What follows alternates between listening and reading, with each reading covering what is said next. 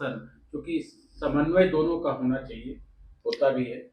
देखिए, आमतौर पर जब भी कोई महाधिवेशन किसी पार्टी का अधिवेशन होता है, तो उसमें चर्चाएँ होती हैं, डिस्कशन होता है, कंसेंसस होता है और उसके बाद में कुछ फैसले जो वो लिए जाते हैं। लेकिन झारखंड मुक्ति मोर्चा का जो अधिवेशन 2 दिन का हुआ है, लेकिन जितने फैसले आए हैं, जितने रिज़ॉल्यूशन वहाँ से पारित हुए हैं, ये सारे के सारे फैसले ऐसे लग रहे थे कि जैसे पहले से लिए जा चुके हैं। जहाँ तक श्री हेमंत सोरेन जी का पार्टी का अध्यक्ष बनने का सवाल है, तो हमारा स्टैंड है कि इसको हम ऐसे देख सकते हैं कि हेमंत सोरेन जी के द्वारा, हेमंत सोरेन जी के लिए हेमंत सोरेन जी ने खुद को वहाँ का अध्यक्ष जो वो घोषित कर दिया है और ये पूर्ण रूप से ये साबित हो चुका है कि जो ये जो लड़ाई है, ये फिर से संघर्ष है, ये आदिवासियों के अधिकार के लिए नहीं है, आदिवासियों के विकास के लिए नहीं है, बल्कि जो इस पूरे के पूरे चाहे हम बात करें राजनीति की बात करें, हम प्रशासन की बात करें, हम पॉलिटिकल इनकी पार्टी की बात करें,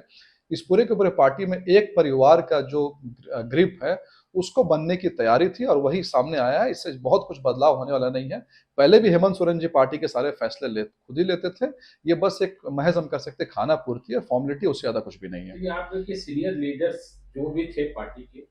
वो सभी लोग थे, कहीं कोई मरमरिंग नहीं थी, सभी लोगों ने स्वीकार कर लिया उनका नेतृत्व।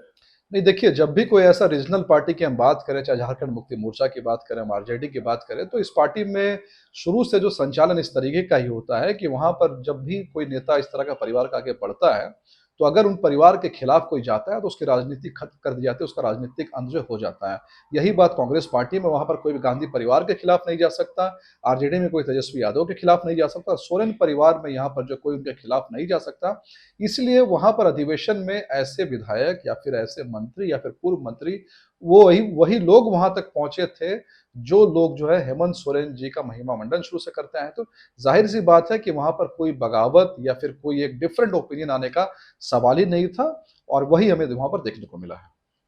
अच्छा, सीता सोरेन है, उन्हीं के परिवार की सदस्य हैं, लेकिन वो आपके साथ है भाजपा में। गाहे-बगाहे कभी-कभी चर्चा होती है कि शायद वो घर वापसी करेगी। आप लोगों ने उनको कितना सहेज कर रखा है? चूँकि ये पीरियड है जिसमें आप विपक्ष में हैं, तो उनको कितना साथ लेकर चल रहे हैं? देखिए, सीता सोरेन जी को हमने जो है पार्टी का, हमारी पार्टी से वो चुनाव भी लड़ी और सीता सोरेन फिलहाल जो है भारतीय जनता पार्टी की नेत्री हैं और हमारा बिल्कुल एक इम्पोर्टेंट बात है, जब भी सीता सोरेन जी के बारे में कुछ अफ़वाह मार्केट में आप देखते हैं, तो ये अफ़वाह या तो झारखंड मुक्ति मोर्चा की तरफ से या फिर कुछ मीडिया हाउसेस की तरफ से, स्पेकुलेशन से ज़्यादा कुछ भी नहीं है। सीता सोरेन जो है वो हमारे हमारे साथ हैं और मजबूती से खड़ी है और हम भी सीता सोरेन जी के साथ जो अब मजबूती से खड़े हैं। अच्छा, उनके भाषण उसमें उन्होंने कहा कि आजकल तो बहुत सारी पार्टियां बन रही हैं, उनका इशारा कुछ अजीब-गरीब तरीके का हरकत करके लोग, इसका मतलब सीधा संकेत था कि जयराम महतो जैसी पार्टी का। तो क्या लग रहा है कि जयराम महतो से आप लोगों को भी कोई मतलब एप्रीहेंशन है या सत्ता पक्ष के लोगों को भी?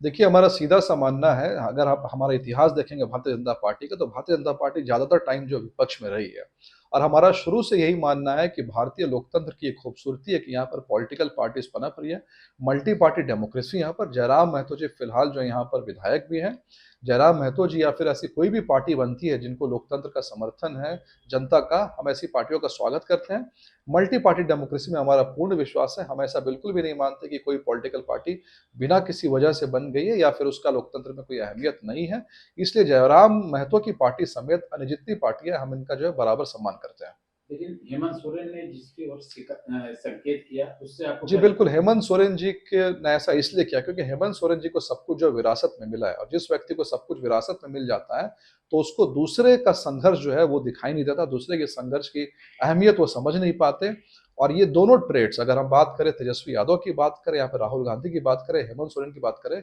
इन तीनों में ये जो घमंड, ये जो अहंकार, ये जो एरोगेंस है, दिखाई देता है, जहाँ पर ये दूसरे के ओपिनियन को या फिर उभरते हुए लीडर्स को ये जो है पचा नहीं पाते। अगर हम हमारी भाजपा की बात करें, जब नरेंद्र मोदी जी पीएम कैंडिडेट बनने वाले थे, तो उस समय इन लोगों ने कैसी भाषा का उनके खिलाफ इस्तेमाल किया था, ये आज भी भारत की जनता जानती है। तो चूंकि इनको सब कुछ विरासत में भी मिला है, तो जब भी कोई व्यक्ति संघर्ष से राजनीति में आगे बढ़ता है, ये उनके आपको खिलाफ लगा अनाप कि ये शनाप नहीं। जयराम महतो की ओर इशारा है? जी, जयराम महतो की ओर इशारा हो सकता है, बिल्कुल हो सकता है, क्योंकि अगर ये बात करें नई-नई पार्टियाँ की, जैसा कि बताया गया, तो नई-नई पार्टी में तो जयराम महतो की पार्टी है, जो काफ़ी सशक्त रूप से उभर के आई है, तो निस्संदेह हो सकता है इशारा जयराम महतो की पार्टी की तरफ हो।